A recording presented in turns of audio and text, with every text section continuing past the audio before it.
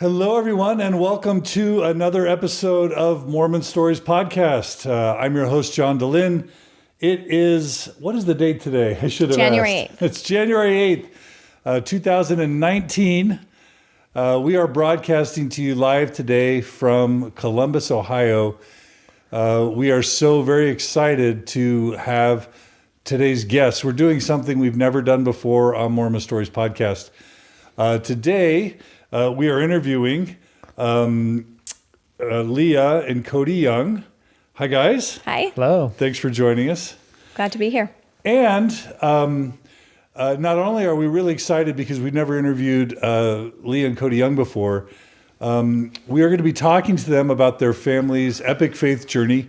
As many of you know, for the past several years on Mormon Stories Podcast, we've been focusing on people's faith journeys. Even though we've done 20 of these or more, we have learned that this is one of the most therapeutic and healing and helpful things that we do on Mormon Stories, because so many Mormons are going through a faith crisis. It's almost as if a faith crisis is becoming the norm in Mormonism instead of the exception. And when someone's going through a faith crisis, they so often feel alone, they feel broken, they feel scared, they feel terrified. And so people can't get enough of these kind of regular, everyday Mormon faith journey stories. And so we're kicking off 2019 with a family that I know and love. My wife Margie and I have become friends with the Youngs, and we think you're really going to enjoy their story. And this includes their upbringings as Mormons. This includes their marriage, their temple marriage, Cody going to medical school, them serving in the church, having young kids, dealing with a child with special needs, and just dealing with the large Mormon family, and also Leah eventually starting her own business as a Mormon mother of four, and how all of that culminated in a faith crisis for their family, which was just last year.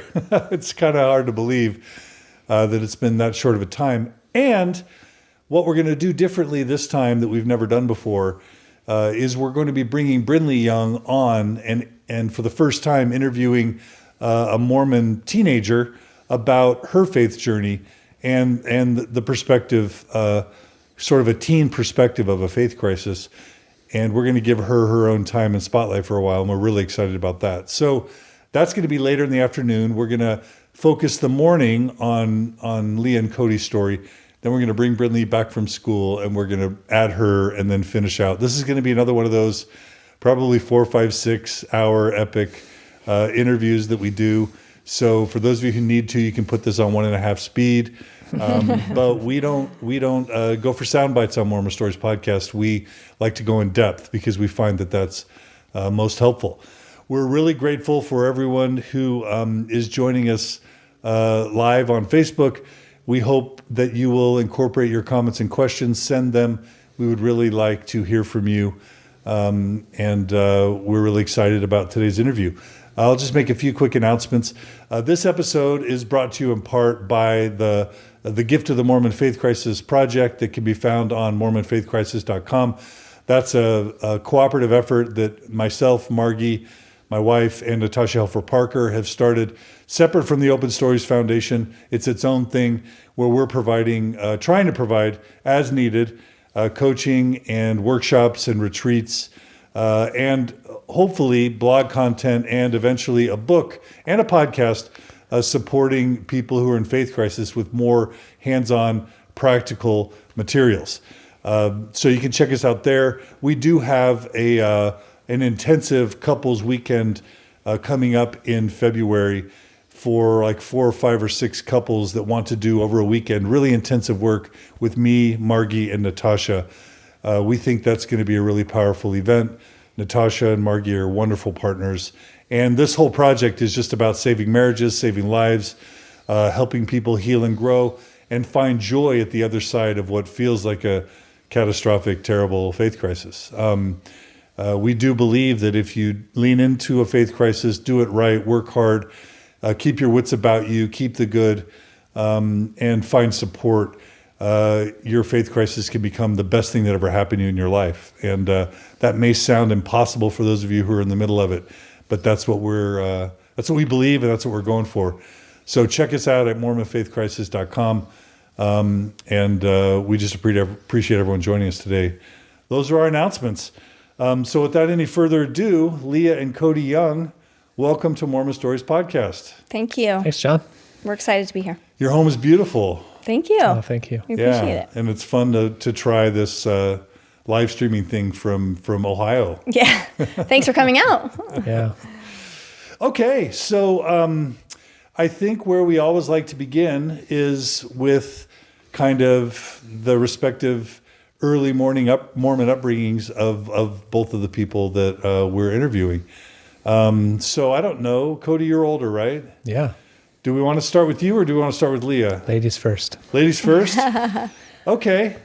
So Leah, tell us a little bit about your Mormon upbringing and to what extent your story is similar or different from so many that we've heard before. Yeah. So I grew up in Provo, Utah. And, at that time, it was just the way. Everybody I knew was Mormon. There were only a few people in my entire high school who weren't Mormon. I lived in a home for most of my teenage years, up above the Provo Temple. So I would jog around the temple, around the MTC. I remember once when my brother was at the MTC jogging around and seeing him, and I had run up to give him a big hug, and then we were stopped by one of his leaders, like, "You cannot see each other." And it was like, "It's my brother." So it was, missionaries around my home every day. We lived very close to BYU campus. It was really just a part of the way of life, and there was a lot of great things about that. Something that was really different for me was that I was raised by a single mom. So when I was 3, my parents were divorced. My dad was a convert to the church. And as far as I can remember, there was only one other woman that I knew of in our ward in Oak Hills who wasn't married. So that was very unique. And I would say that my mom was a little on the less orthodox spectrum. So while we attended every week, and I went to seminary, which was a break time seminary at school, so it wasn't early morning seminary, and I went to Mutual and all of those things. What our home life was, as far as gospel learning, was a little bit more all-encompassing. Like, we went to different churches. We went to celebrate other people's religions. My mom didn't seem threatened by that. We really were taught to just love and to try not to judge people and put labels on people in that way. So I never really grew up with, scripture study every week and family home evening every week. I would say it was a little more liberal in that way. But, everyone I knew was Mormon. It was my entire, it was everything. And the popular kids at school were the really Mormon kids. And, and I think having my dad excommunicated when I was young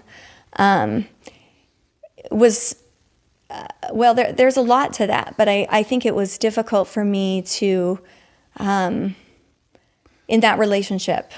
That I cannot imagine what it would be like in Provo, Utah, in the 90s, 80s? Mm-hmm.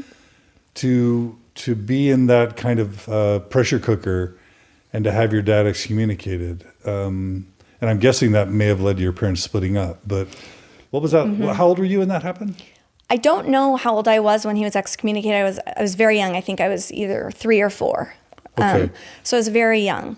So I don't remember the event, but I do remember feeling that he was very much othered, feeling that, when you're in church and you're taught families can be together forever and your dad has been kicked out of that equation, you're different from everyone else. And I would say that there's an element to that sort of gets in the way of love and forgiveness and acceptance and understanding of a parent because of what the church teaches about people who who do bad things and who are excommunicated.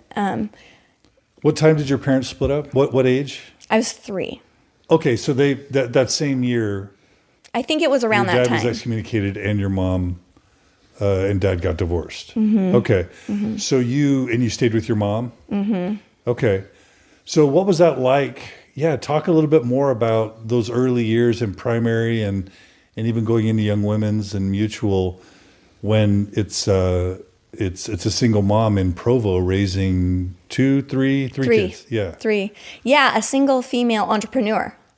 So what was her occupation? So she she opened and operated one of the largest childcare centers in Utah Valley.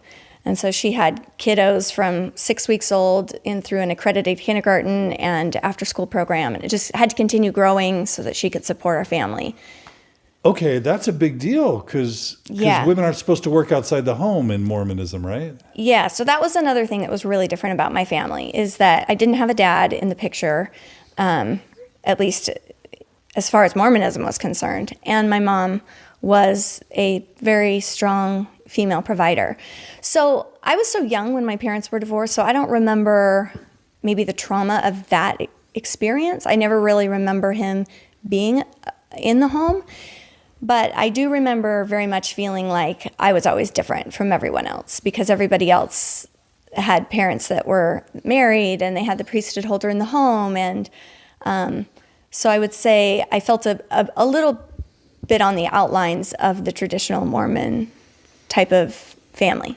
But you still, in your ward, was it more middle class? Was it affluent? Was it lower class? What was your ward like? I would say it was middle. Okay. I mean, it was Oak Hills. I don't know. I would say now, looking back, I would say it was very middle class, but maybe other people would think it was. I mean, Stephen Covey was in our ward, and then Sean Covey moved in and was in our ward, and I nannied. That sounds upper class. Yeah. Well, there were different. I'll say that there were different types of homes in the area. So it was a good mix. It was a good mix. So. What are your memories of like primary and what the church meant to your family in those childhood years?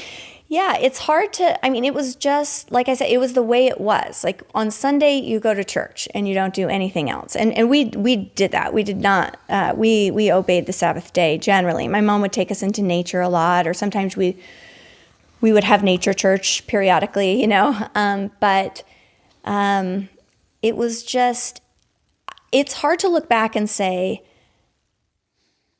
how is it different than it maybe was for someone else who didn't grow up in the church? Because it was all I knew. But do you remember the primary songs? Yeah, all the primary songs. Did you have any favorites?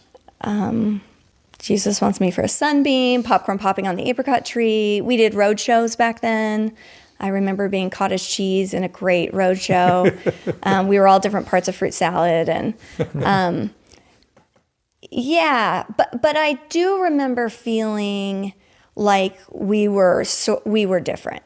We were different. And when I got older, my mom shared with me that, a lot of people in the ward, it was a great ward, but a lot of people would get together and have dinners, and we were never invited ever to have dinner at one of the family's homes. And I think my mom felt like it was because we were different. We were my mom was working and there was no father in the home, and we just didn't really fit the mold, especially in Oak Hills. So you get a sense that maybe your mom felt lonely or a little bit cut off or isolated. And then I wonder if also people just thought, well, this is a single working mom. That's kind of weird. Yeah. I think she was just probably too busy to really, I think probably she had some of those feelings, but my mom's always found a way to find those who need her and like really focus on loving those people. So I didn't get the sense that she was like spending time wallowing in self-pity at all. It wasn't until I got older and she shared that with me that I realized that there were some really deep wounds and some really deep pain. Yeah. Okay. So do you remember your teenage years, your youth, young women's, young men's, that kind of thing? Yeah. Young women's, again, everyone went. Everyone at school went to young women's, right? Was it a big group, a lot of kids? Yeah. Compared to maybe outside of Utah, maybe like, I couldn't give you a number, but all the classes were completely full, and I attended. And I had a boyfriend for several years throughout high school, and that sort of made me different too. I think it was sort of frowned upon, even though I didn't really get that at the time. So I think when I had a boyfriend, I sort of, some of my church friends distanced themselves. What do you mean? It's that maybe people outside of Utah won't get this, but how is it weird in Utah for a teenage girl to have a boyfriend? That sounds as normal and as American as apple pie. Talk about Utah culture, because I could talk about it, but I don't want to. Yeah, maybe you can. I mean, I was just living it, so I don't know. So none of your friends had boyfriends? No, some of my friends had boyfriends, but in Oak Hills, not. Some of them did. Some of them did. They would on and off, but I sort of had this boyfriend consistently. And it sort of, I think, made my friends feel uncomfortable about me. Okay, just quickly, there's this weird thing I've noticed. My kids grew up in, mostly in Logan, and then we moved to Salt Lake. So they'll have in high school 6 dances a year, right? And there's this thing where even if you really like someone, you can't take the same person to consecutive dances or to 2 dances in a year's period of time, because dating is wrong. And not just dating, prior to age 16, dating 16, 17, and 18, your sophomore, junior, senior years, you're not supposed to date, even if you're of age, because in Utah culture, for the most part, in Utah Mormon culture, dating is bad. And so my daughters would have to find random guys to go to dances with, because there was this cultural prohibition, again, on taking the same guy to 2 dances, let alone 3 or 4 or 5 or 6. Now, when I was growing up in high school in Katy, Texas, if you had a girlfriend or a boyfriend, that's who you would take to all the dances, and it was just normal. And by the way, I always had a girlfriend or was always dating somebody. But in Utah, it's not that way. And yeah, even when we were dating, we would go to the dances with other people. When we were dating, we would go with other people to the dances. Yeah, right. Yeah, even if you, yeah, that's a weird culture. So anyway, I've never really heard someone say that they were kind of looked down upon or felt odd because they had a boyfriend, but you did. Yeah. Why did you have a boyfriend when society was telling you not to?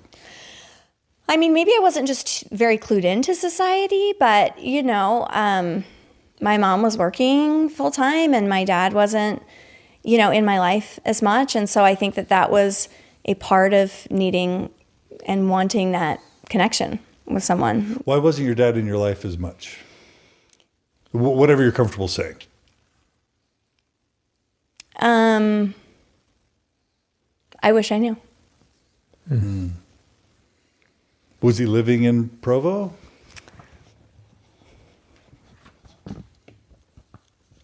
I'm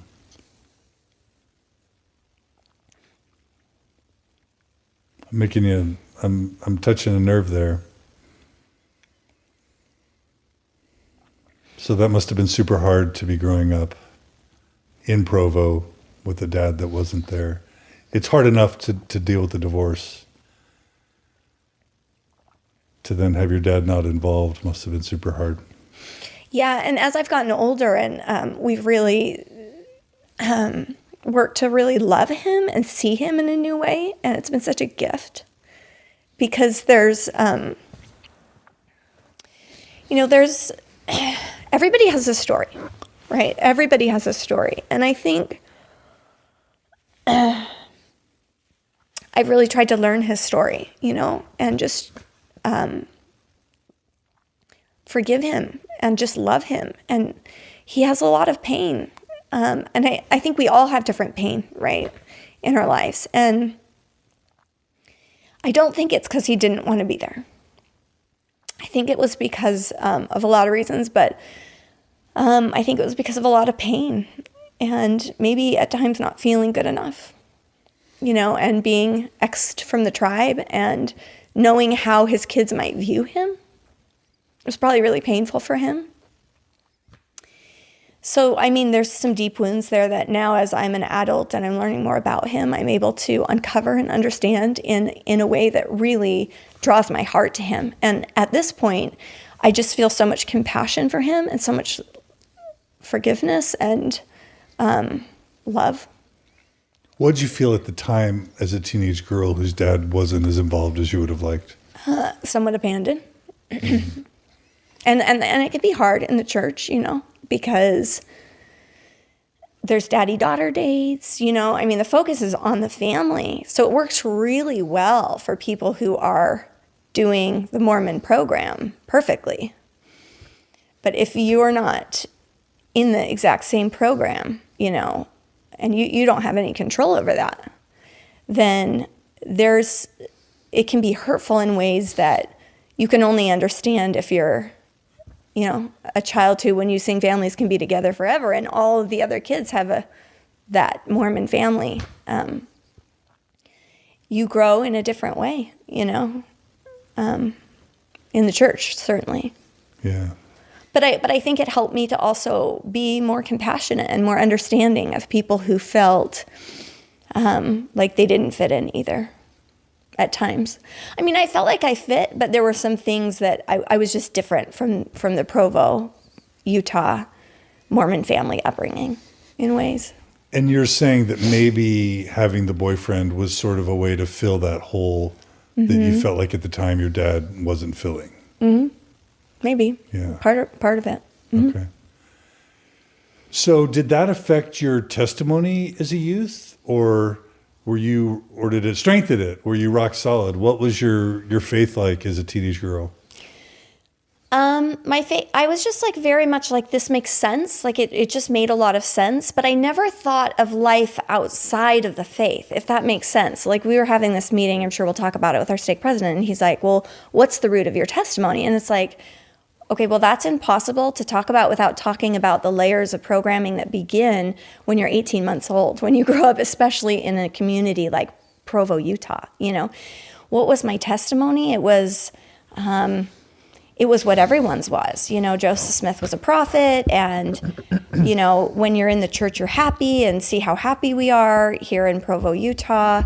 But I didn't have a lot of experience outside of that paradigm. It was just, it was the program. This is what I believe. This is what I do. I will only get married to a returned missionary. I will get married in the temple. Everyone my whole life has told me it's the most sacred place on the earth, that it's the closest way to God. That was all I knew. And so, I believed it. I trusted everyone around me, every one of my aunts and uncles, my mom, my teachers at school, my teachers at church. It was everybody. BYU, the temple, it was so enmeshed in my reality that there's no way to even distinguish lines. It was who I was. My testimony was who I was. It was my whole outlook on everything. I don't know even how to differentiate. Were you close to the Provo Temple and the MTC? We lived right, I looked at it every day. Our house is on the hill right That's there. Intense. Yeah. Aside from Rexburg, and maybe not even Rexburg, Utah County within Mormonism has this reputation of being just super intense. You would think, non-Mormons would think Salt Lake City would be the most Mormon city of all. But of course, we have a lesbian mayor, it's half Gentile, but all that flight went to Utah County. So it's Provo and Highland and Alpine and Lehigh.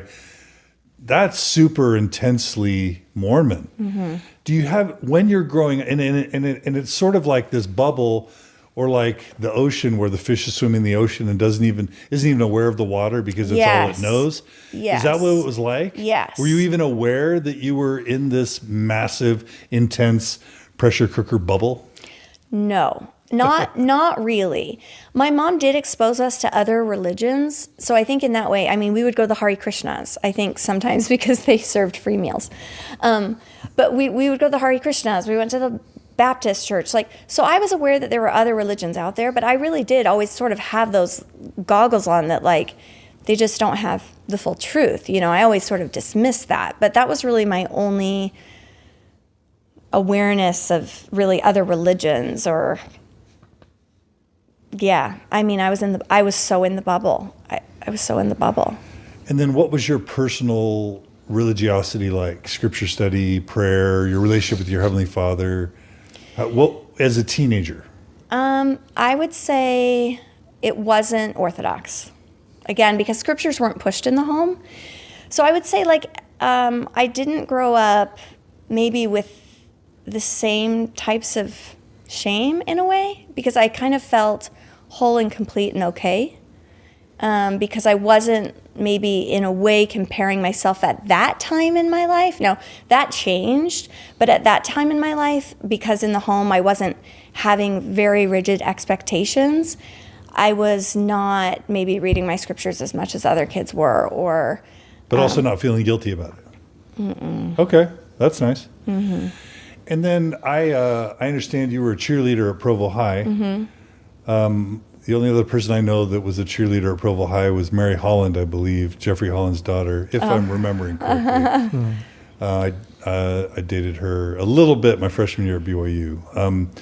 What was that like being a cheerleader? And did you have other extracurricular activities in high school? Yeah, so I started with drama. So I was doing a lot of acting, and I really loved that. And I loved Marvin Payne, who was on Saturday's Warrior, and Lori Payne. She was our teacher. And on the original or the remake? The original. Okay. Yeah. And so they were great, and I was in The Music Man, and I was in Guys and Dolls, and I loved that. And if I'm being honest, Were you lead, secondary? No, just a supporting dancer. cast. Yeah, supporting cast. My brother was more in the lead roles, but I didn't become a cheerleader until, was it my sophomore year or my junior year? Was that intense, really competitive? No. Okay. Cheering? Yeah. No. Okay. Not at all. Okay. I mean, there were 7 girls on my team. Oh. Yeah. In my grade. I can't remember now if it was my sophomore year or my junior year. I can't even remember. I mean, it was over 20 years ago. Yeah. I think a part of that was wanting to feel more in the tribe, right? Wanting to feel more, these good Mormon girls doing good Mormon things, and those were the cheerleaders, and I wanted to be a good Mormon girl doing good Mormon things, and I wanted to feel accepted and connected, and I think I did. I think part of that decision was born out of insecurity, if I'm being totally honest. Yeah. Okay. Did you have a good time? Yeah. Okay. Yeah. What was seminary like? I imagine you did Release Time Seminary. Release Time Seminary. Yeah. Yeah. It was just a part. Everybody did it. I mean, everybody. Did you love it? Was it an important part of the formation of your testimony? Did you hate it? It wasn't my favorite. I thought a lot of the concepts were somewhat abstract to me, right? And it was hard for me.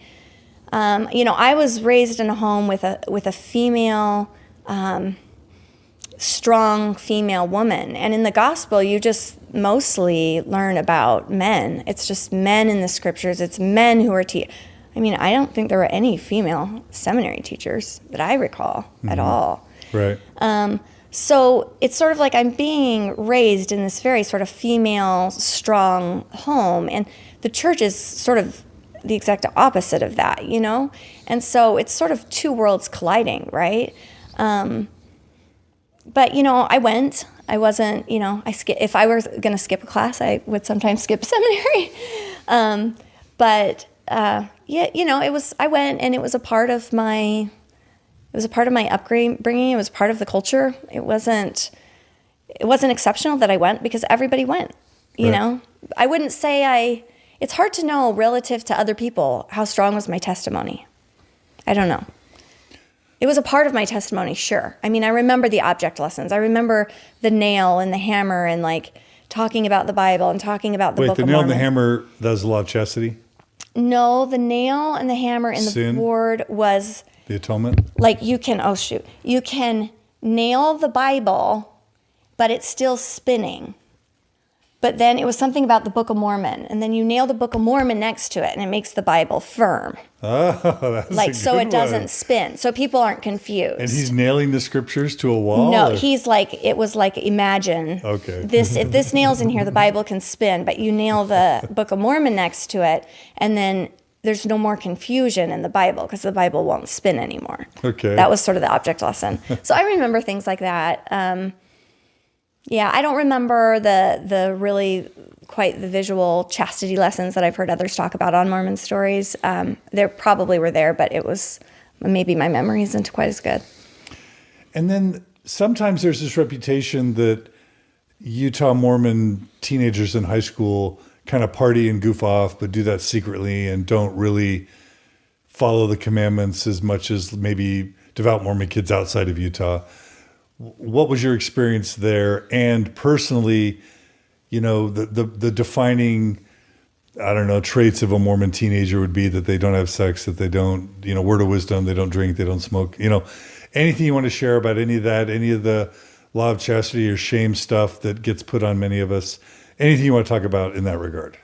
I would say, you know, I think that there probably were groups of people who were doing like not good stuff generally, but I just didn't see it. Okay. Like I told you last night, someone once said the F word to me, and I was like, I cried. I couldn't even believe it. Like, not only did she say the F word, but she said it to me, you know? I was very naive. I was very sheltered. I remember my boyfriend's family, like, making fun of me. Like, Leah is, like, in her own world. I was raised without television because my mom felt really strongly about, like, that media is unhealthy. So do I. So I would say I was very naive and I was not exposed to drugs, drinking, swearing. I wasn't, it wasn't a part of my awareness. None of my friends that I knew ever were involved with anything like that. I'm sure it went on, right? But maybe I was in a group where people were striving to be more, I don't know, Mormon? I mean, I don't know. But I think it does happen. I think it does happen. Okay. Any law of chastity shame you want to talk about? No. Up to you. Okay. All right. Okay. Okay, cool. So anything else you want to talk about your upbringing before we switch over to Cody? Family or church or personal?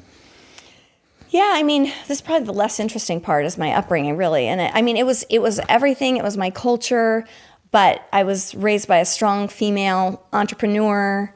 Oh, yeah. Did your mom have any sense of feminism? Did she have a sense for the ERA? Did she have a sense for women's rights? Did she identify as a feminist? Did she ever teach you any feminist theory? Because that obviously wouldn't fit within Orthodox Mormonism.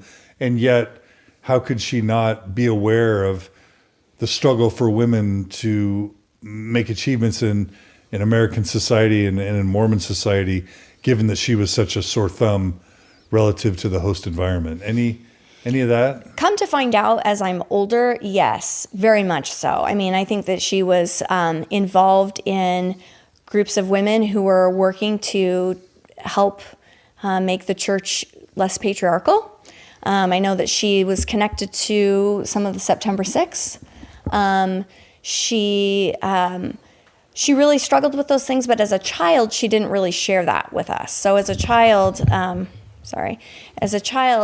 I wasn't really aware of those things because I think that she wanted to, you know, make it as not confusing as possible. Her example, I think, was feminist. Just her example, like her everyday lived like I'm a strong female provider. Like I never grew up thinking there wasn't anything I could do. I could do whatever. I mean, as far as my capabilities. Now, I did grow up believing that a woman lives a life that doesn't look like my mom's life, right? So because at church I was taught, you get married, you know, for my mom it didn't work out, so that's okay. Like she didn't really have total control over that. But for me, I knew, and this is part of our story we'll get into, but like I knew that I would get married and would have babies and would be an at-home mom. Like that's the plan, that's the path. It was just a part of me, like Mormon culture was a part of me. And that actually led, which we may get into later, into me leaving college because I wanted to go and experience and do and become all of this before I got married, and I knew I had this like short window. So I felt like if I stayed in college, then I would miss out on this opportunity to help women have babies and all of this. So let's talk about that. So you graduate from high school.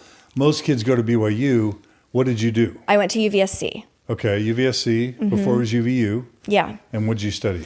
I wanted to become a nurse. Okay. I wanted to become a nurse, and I wanted to work in the newborn nursery.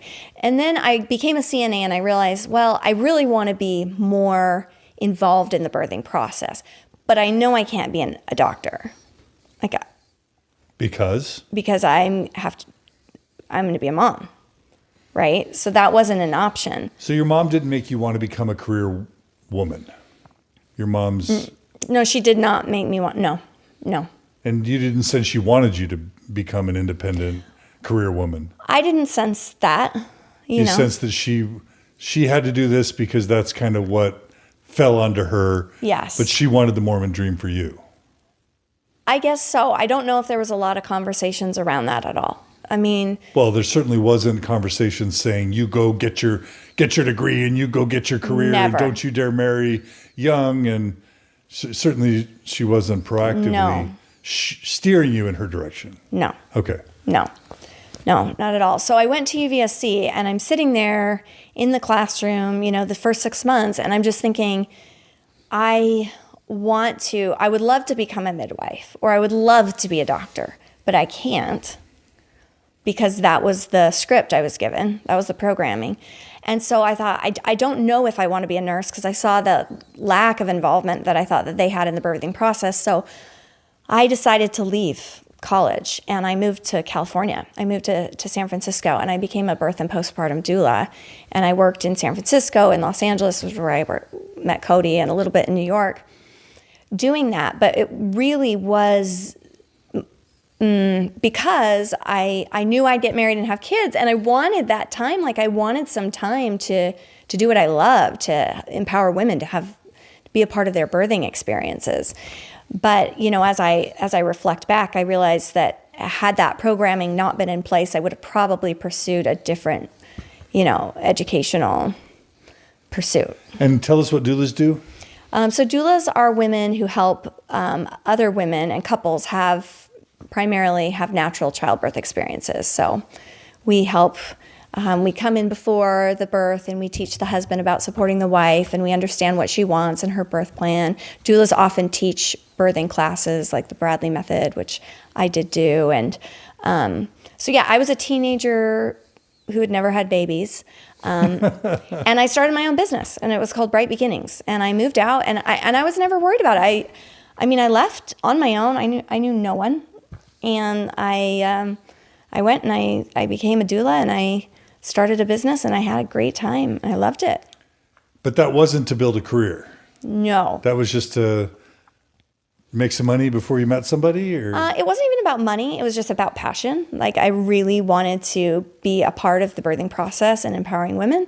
And I knew that my time was short because I was going to get married and have babies. And so I just wanted to get out and do it. And I knew that if I waited and became like a doctor or something, then by the time I got my degree, I would be married and having babies. So I couldn't work. Mm-hmm. So, yeah. So that's kind of your mom's influence, even if it was kind of unconscious. Yeah.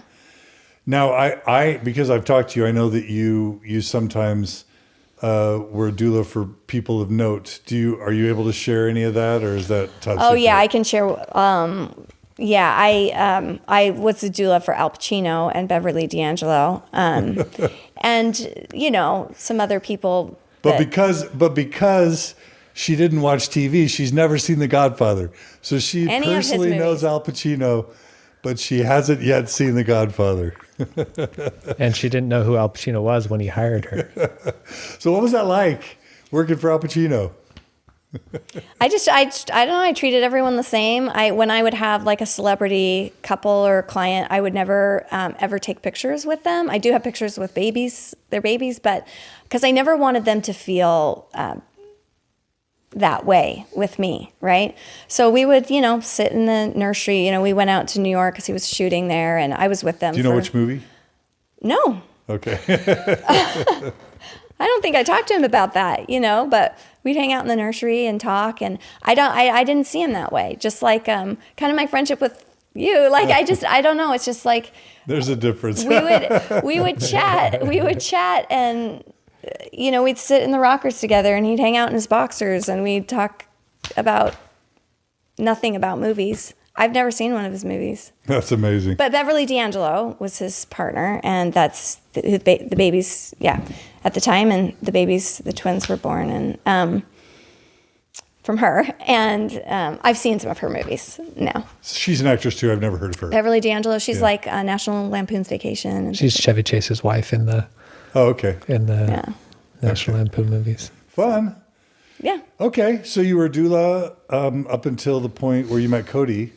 Yes, I was a doula in Los Angeles, and attending the singles ward every single week, and loved it. And that was my social circle. Those were my friends. That was my tribe, and that's where I met Cody. All right. Anything else you want to say about your story? Yeah, I think that's probably the less interesting part. But yeah, just Mormon was just in my blood, I mean, I come from the Woolley line, and, they're well known in Mormon pioneer heritage and involved in polygamy. And, all my aunts and uncles are devout in the faith. Everybody I knew, really, except for my dad and his family. So you were living the Mormon dream and loving it. Yeah, for the most part, I would say totally loving it. And as I got older and as I went out, it became more and more of a safety net for me. So as a kid, it was just the culture. As I moved out and as I observed the world differently, I actually came to love it much more, because I saw, as someone who strives to live in an intentional way and strives to parent intentionally, I saw that there were some significant benefits, right? I felt there were significant benefits for me. And so that really, when I moved out and I left Utah, is when I really clung more onto the church, right? Because that was my safe place. That was my home. That was my upbringing in this happy valley. And so I would say that was when I really became on my own, independently, like convicted Mormon. Right. Yeah. And during any of those years, did you ever have big doubts, like the cracks of a faith crisis, exposed to doubters or anti-Mormon literature or any of that stuff? Never. Okay. No, I couldn't have even fathomed that anything like that existed. Okay. No. All right. Should we switch to Cody? Yeah. All right, Cody. Tell us about your Mormon upbringing. Can I make a comment about something Leah said before I do? As she was talking, I was thinking about how beautiful it was. You were talking about your father and how she and her siblings in their adult years have reached out to him and helped to heal those wounds and to turn that pain and that void into something beautiful. And it's really been, for me and for our kids, really wonderful to see that, to see how she and both of her siblings have helped to heal that. And it's sort of parallels, if you will, it's that journey from pain to joy, from fear to joy, from emptiness to happiness, that it's been beautiful. So, Leah mentioned that she is from the Woolley line, right? So I'm a descendant of Brigham Young. I'm a direct descendant of Lorenzo Dow, who is Brigham's brother. I was born in Utah, Sandy, Utah, and I'm the oldest of all the children. And after the third child, my parents divorced, and I moved to Southern California, where I grew up. So I grew up in San Diego, in the home of my mother and her husband, my stepfather. So also a child of divorce. Correct. And again, you were how old? I was 6 or 7. Okay. Yeah. So what was that like? Were you too young to know or remember? No, I do have some memories. I have some traumatic, emotionally painful memories of the realization of what was happening. I remember sitting on the porch and crying, because what was happening inside was not that there was, I don't recall any yelling or anything like that, but just the knowledge that our family was breaking up. I remember sitting there crying and being so hurt and scared. So yeah, myself, my brother, and then my sister who followed, the three of us grew up in San Diego with my mother and stepfather. And my father also remarried, stayed in Utah in Sandy for many years. And also, I can't imagine how your dad could have been super active in your life if he's in a totally different state. And I don't want to project that, but if that's true, then both of you grew up children of a divorce with a dad who wasn't able to be as active. Yeah, there was certainly some pain and some emptiness. Now I had a stepfather who did his best, who is a really wonderful man, who did his best to step in and fulfill the role to the best that he could. You know, he would coach my soccer and baseball team, and he was there at all the games and as involved as really I asked him to be or wanted him to be. So I certainly didn't have the void or the pain to the degree or in the sense that Leah did. But yeah, I lived, 1,000 miles away from my father. We would go every summer. We'd go for a month to Utah and spend that month with him in his home with my stepmother and their kids. They subsequently had 6 kids. My mother and stepfather had 2 more children. So I'm the oldest of 11 children. I have 10 siblings in 2 separate families. So you spend summers with my father. The whole summer? A month. We'd go for a month usually. Okay. And it was hard. It was hard as a young, 8, 9, 10, 11-year-old boy. School gets out, and it was hard to go to Utah where I didn't have any friends. My father is, he's a self-employed plumber, hardest working man that I know. And so when I would go in the summers, I spent a lot of time on the job with him. I'd go and sit on the white bucket and watch, or we'd talk while he was doing jobs. And so I spent a lot of my summer doing that with him, and he loved that. And because we got to spend time, but as a boy, you can imagine it wasn't the most enjoyable way to spend your summer at times. So that was hard. But I had a really close cousin.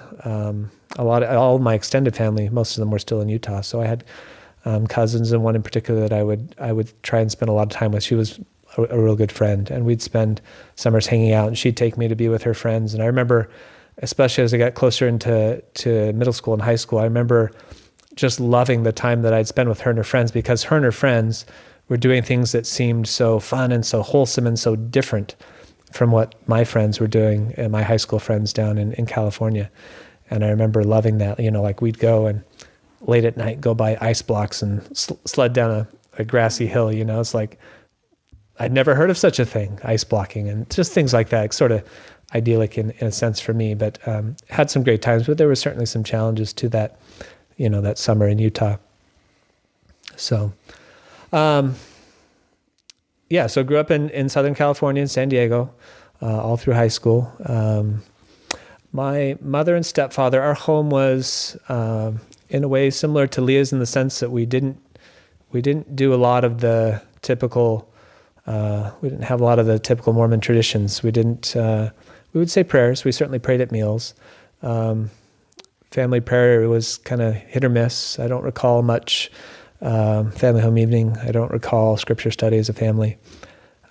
We were very active and involved in sports. I played sports all growing up. And so that often conflicted with mutual and weekday church activities. So I wasn't really involved in that. And the boys that were in my age group weren't involved in the same things. I don't have recollections of us having much in common, so we never really gelled. And so I felt a little bit, because I wasn't going to mutual and I was involved in these other things, that I didn't have that friendship with boys in the church in our ward. And Sunday attendance, we were fairly regular, but I have fond memories of us kids trying to stay real quiet Sunday morning in hopes that mom and dad would sleep in so late that we couldn't go to church. So it was a little bit hit or miss in terms of our church attendance. I'm sure at times we were better than others. But we weren't, every Sunday, rain or shine, in the pews 5 minutes before sacrament. I did go to seminary for the first 2 years of high school, and even into part of my junior year, and then I stopped. So it was early morning seminary. I didn't graduate from seminary. My high school, we were certainly a minority, a big high school in San Diego. And, there were, I don't remember, maybe 15 or 20 of us in the school, 25 maybe. So I remember feeling unique. Everybody knew I was Mormon. And I relished that opportunity to be an example, right? Everybody knew I didn't drink, I didn't smoke, I didn't do drugs. I was the designated driver, because unlike Leah's upbringing, there was alcohol and there were drugs in high school. And not, my immediate circle of friends, not really, but certainly it was around. So yeah, I was offered all of that in high school, but never felt tempted. It was never a challenge for me. Even though I was maybe a little more lukewarm in terms of my church attendance and devotion as manifested by, maybe how often I was in church, I still felt in my heart like it was part of just who I am. It was in my DNA, and certainly part of my heritage. So that was never a challenge for me to be tempted or to partake of those things. Anything you want to say about like your testimony in those teenage years? Yeah. Was it just you always knew it was true? Was it you wondered, you wanted to get your own testimony and pray about it? You weren't sure? What was your testimony like pre-mission? That's a great question. I certainly don't in high school have any recollection of having that moment where I just wanted to know for myself. Towards the end of high school, became less active. And my mother and stepfather were ones that didn't force me to go if I didn't want to go.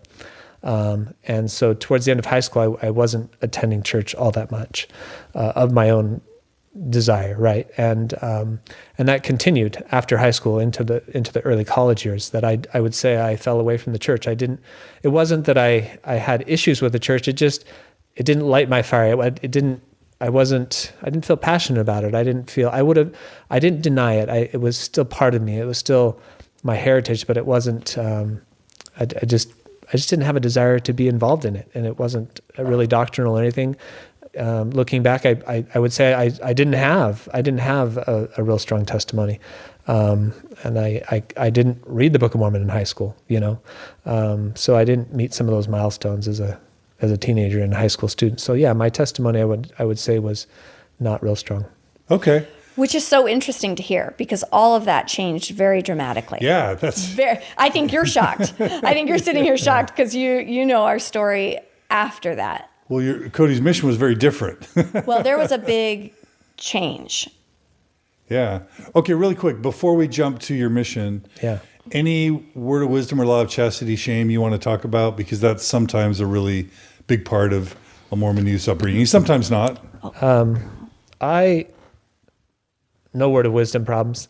The law of chastity.